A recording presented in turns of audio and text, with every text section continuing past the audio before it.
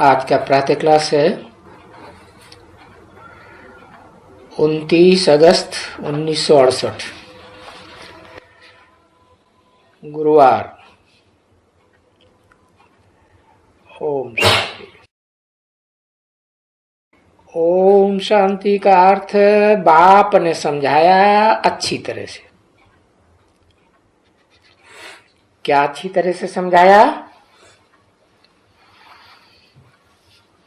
कि जो मनुष्य सृष्टि का बाप है, जिसके मुकर्रर रथ में निराकार शिव बाप प्रवेश करते हैं, वही ब्रह्मा विष्णु शंकर तीनों का पार्ट बजाता है।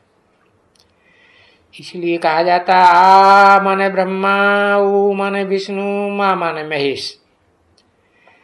तीनों का सम्मिलित पार्ट माने शंकर का पार्ट, त्रिमूर्ति शिव का पार्ट। बाकी शिव की मूर्ति तो होती नहीं, वो तो अमूर्त है।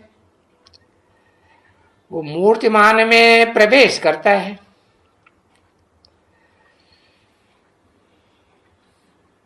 तो जहां मिलिट्री खड़ी रहती है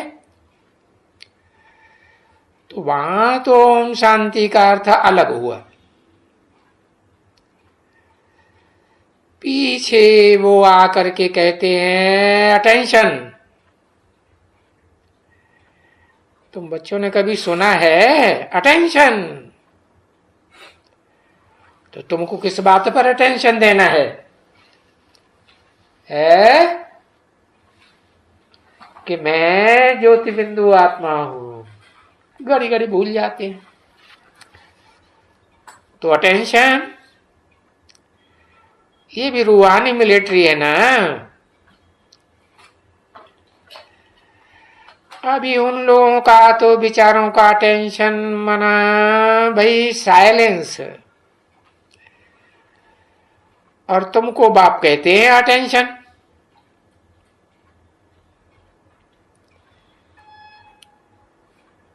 आत्मिक स्थिति में स्थित हो जाओ, रूहानी स्टेज में आ जाओ। और जब रूहानी स्टेज में आएंगे तो बाप को याद, बाप की याद आएगी। तो कहते हैं आत्मिक स्टेज में हो और बाप की याद में हो कि बार बार बोलना पड़ता है। नहीं तो ये बार बार बोलने से भी दूर होना चाहिए, क्योंकि तुमको बनना है नर से नारायण जैसा देवता।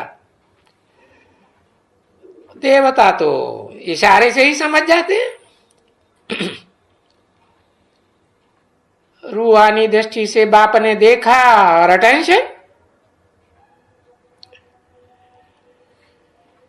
तो ये तो बच्चों को अभी मिला हुआ है लेसन। किस बात का? पहला लेसन कि हम सब आत्माएं हैं। लेकिन जो लेसन मिला है कि पहले पहले जब यहां बैठते हो, अच्छा कोई जगह में नहीं भी बैठते हैं, नहीं कोई जानते हैं कुछ, तो अटेंशन। तो अटेंशन सिर्फ कोई यहां बाप के सामने नहीं रखना है। नहीं, जहां कहीं भी दुनिया में जाओ रहो, घूमो फिरो दौड़ो, अटेंशन मैं आत्मा। उसका अर्थ ही है अटेंशन। बाप की याद में हो, क्योंकि ये है बेड़ा पार का डायरेक्शन की अटेंशन। बाप की याद में रहना है तो आत्मिक स्थिति में स्थित हो जाओ, अटेंशन। क्योंकि बाप का डायरेक्शन मिलता है ना, तुम आत्मा हो। ये श्रीमत है, इससे जास्ती श्रेष्ठ मत और कोई दे ही नहीं सकता, सारी दुनिया में नहीं दे सकता। तो ये डायरेक्शन मिलता है। तो श्रीमत क्या कहती है? अभी आत्मा को भी तुम बच्चों ने पहचाना, और आत्मा के बाप परमात्मा को भी तुम बच्चों ने पहचाना।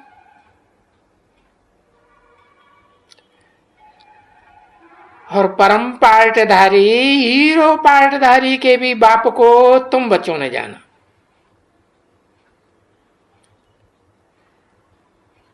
अभी फिर क्या? अरे पहचान लिया कि ये हीरो पार्टधारी है, और ये हीरो पार्टधारी का भी बाप है, बापों का बाप जिसका कोई बाप नहीं। तो ये आत्मिक अटेंशन के बाद फिर होता है कि भाई बिगर अटेंशन तुम विक्रमाजीत या सतो प्रधान नहीं बन सकते हो। और सतो प्रधान नहीं बनेंगे तो प्योरिटी पाए नहीं सकते हो। एवर प्योर परमपिता परमात्मा के पास ही एवर प्योरिटी है ना। तो देखो ये मूल चीज है पवित्रता। तो कहेंगे अटेंशन प्लीज। बच्चों, मेरे लाडले बच्चों, आत्मिक स्थिति में स्थित होने वाले बच्चों, अपन को आत्मा समझ, अटेंशन यानी बाप को याद करो तो सतो प्रधान बनेंगे, प्योरिटी आएगी आत्मा में, है ना। और पवित्र बनते रहेंगे, मूत पलीति बनते रहेंगे, चाहे कर्मेंद्रियों से, चाहे वाचा से, चाहे वाइब्रेशन से। अब ये तो हैं सारी अभी की बातें।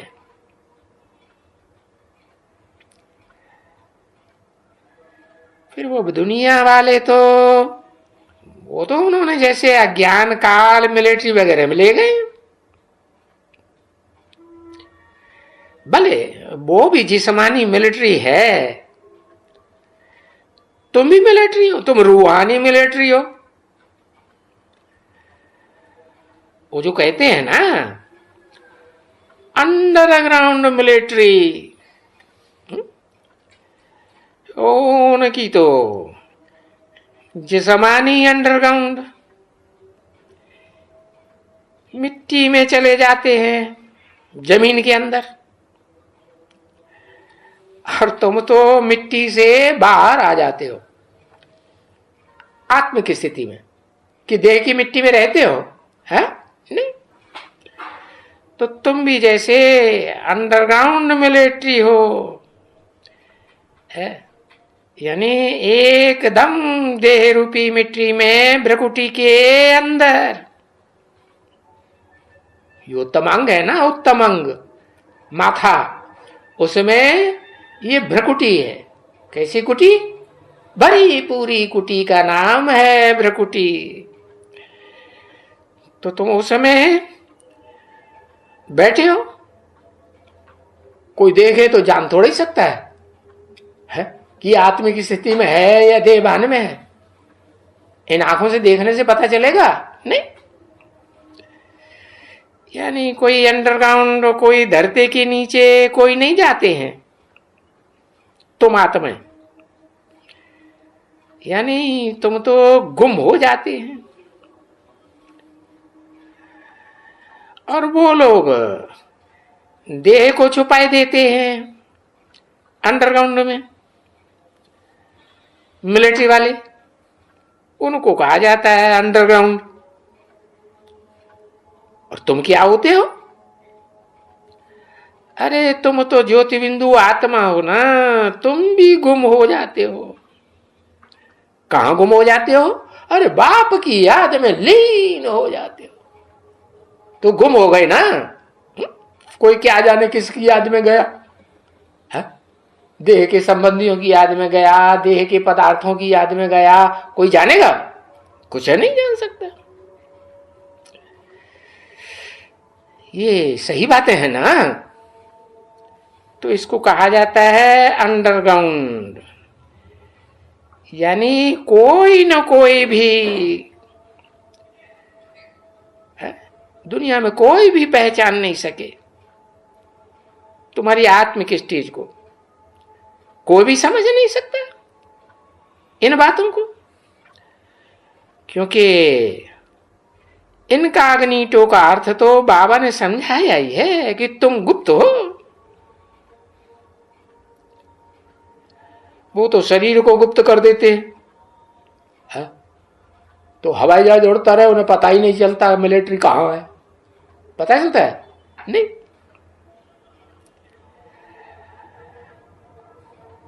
तो तुम गुप्त हो। देखो तुम्हारी याद बाप की कितनी गुप्त हो जाती है। और दुनिया में तो कोई बाप को जानते ही नहीं है।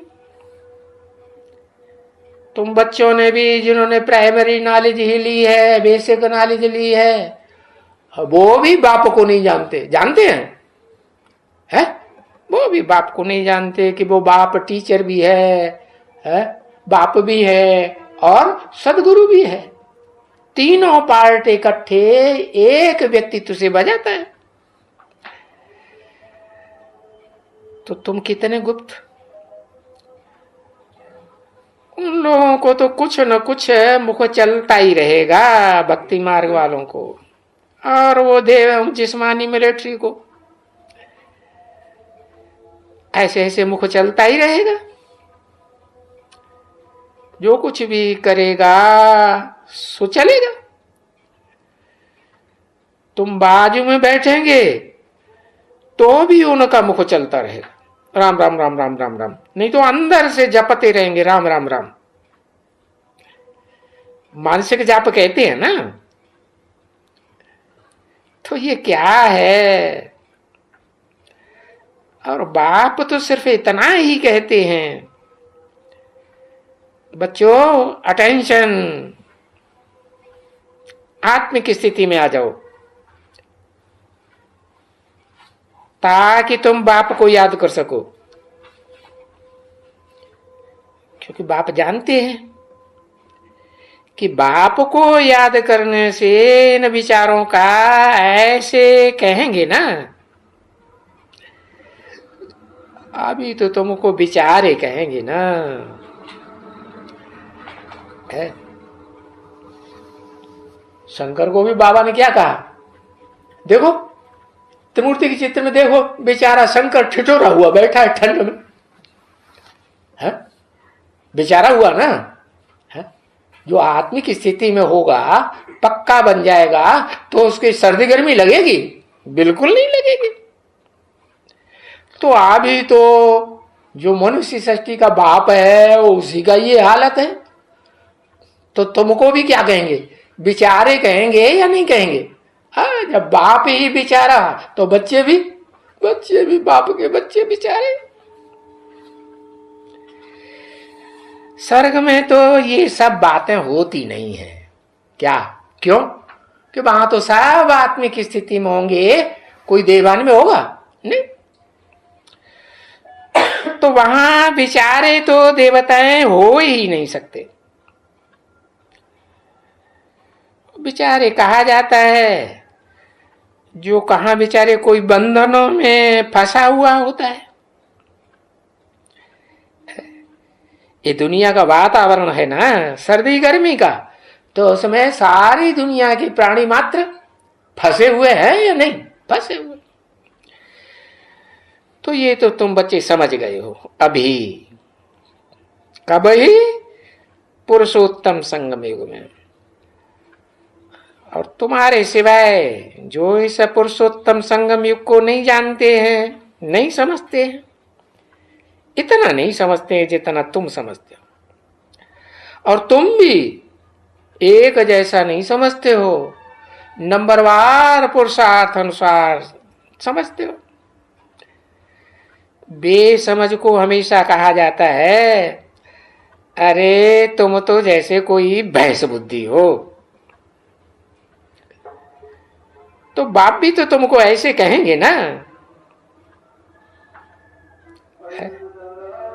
तो नहीं अटेंशन देंगे। बच्चे कहेंगे हम बाप को याद करेंगे, क्योंकि बाप ने आगे भी समझाया है बच्चों को कि मीठे बच्चे, तुमको तो लाइट हाउस भी कहा जाता है। एक जैसे लाइट हाउस कि उनमें लाइट नंबरवार होती है, नंबरवार लाइट हाउस। किस बात की लाइट हाउस? ज्ञान की रोशनी लाइट हाउस बन करके तुम सारी दुनिया में चारों दिशाओं में फेंकते हो कि नहीं? हाँ, फेंकते हो। तो तुमको भी लाइट हाउस नंबरवार कहेंगे और बाप को भी अव्वल नंबर लाइट हाउस कहेंगे। तुम लाइट हाउस सब बच्चों ने देखा है। कोई भी ऐसा होगा शायद है लाइट हाउस का है रूप रंग न देखा हो। वो स्टीमर आता है ना, है सागर में से होता हुआ, फिर वो लाइट हाउस की बत्ती चारों ओर फिरती रहती है ना। हाँ, ऐसे दिखलाते हैं कि भाई वो इस तरफ से हो करके जाओ। क्या? हाँ, इधर उधर भटकने की जरूरत नहीं है, इस तरफ से जाओ। तो कोई दूसरी जगह में जा करके पहाड़ से न लटक जाए, टकरा जाए। नहीं तो समंदर में बर्फ के पहाड़ भी तैरते हैं कि नहीं? है?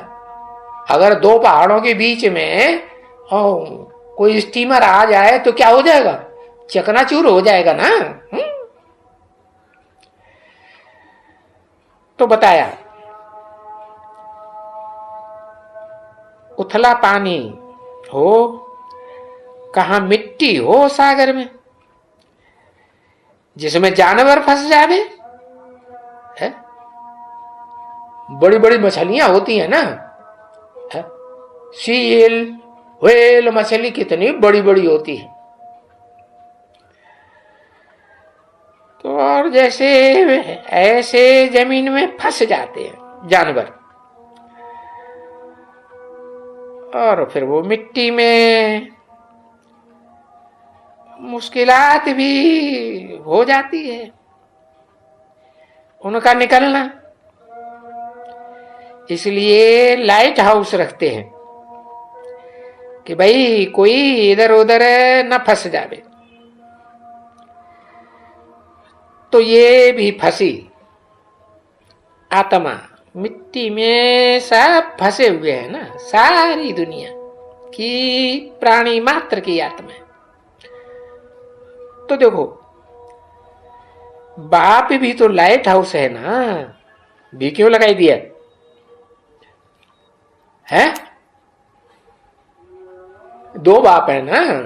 हाँ, तो बताया ऐसे नहीं कि सुप्रीम सोल बाप, हेवनली गॉड फादर, जो हेवन का रास्ता बताने वाला है, वही लाइट हाउस है। जिस मुकर्रर रथ में प्रवेश करते हैं वो भी बड़े से बड़ा लाइट हाउस है ना।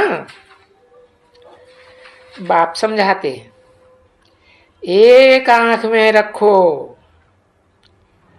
वो आंख ऐसे फिरती है ना दो जगह, इधर उधर है। तो यहां से बंदर, फिर यहां से बंदर, घड़ी घड़ी घड़ी इस बंदर का उस बंदर का। तो बाप भी तो घड़ी घड़ी समझाते हैं ना, मीठे बच्चों एक आंख में रखो शांति धाम और दूसरी आंख में रखो सुख धाम। ये तुम आत्मा के दो एवरलास्टिंग बंदरगाह हैं। कहां जाना है? या तो शांति धाम जाना है या तो सुख धाम जाना है। पहले शांति धाम जाना है। अब ये रास्ता है, क्योंकि चैतन्य लाइट हाउस हो, तभी तो बाप कहते हैं ना, बच्चे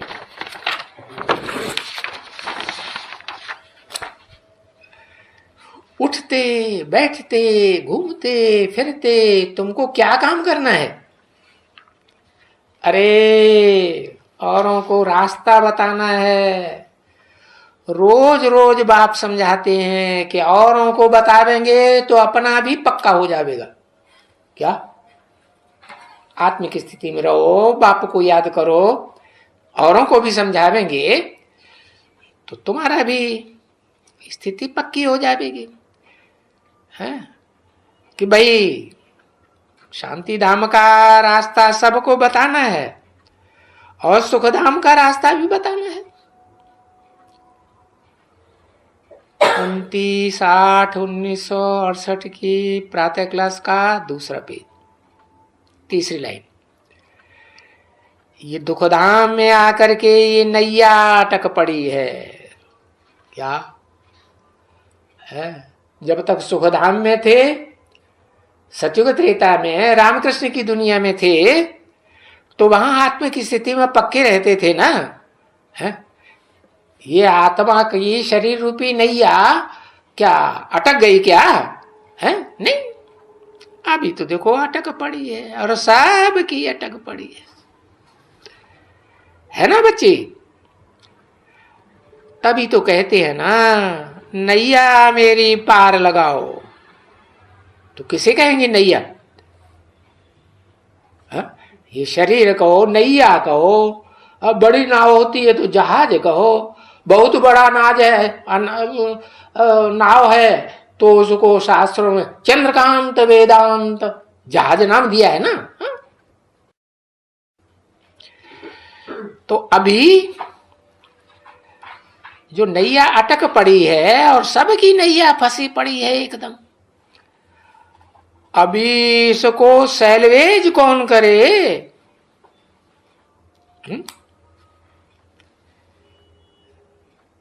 कोई होगा सैलवेज करने वाला है या नहीं? कौन है इस नैया को सैलवेज करने वाला? हाँ, जिस मुकर्रर रथ में प्रवेश करते हैं उसको कहते हैं शिव बाबा।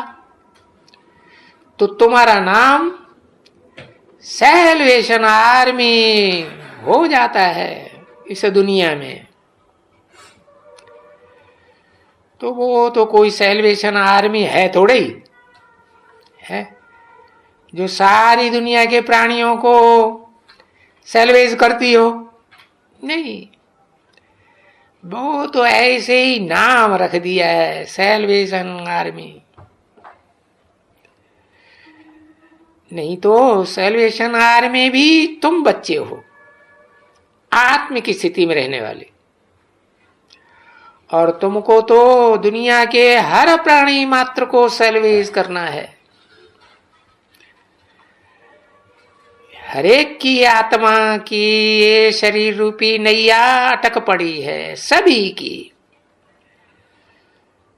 तो तुम सैल्वेशन आर्मी हो, सैल्वेज करते हो। ओम शांति।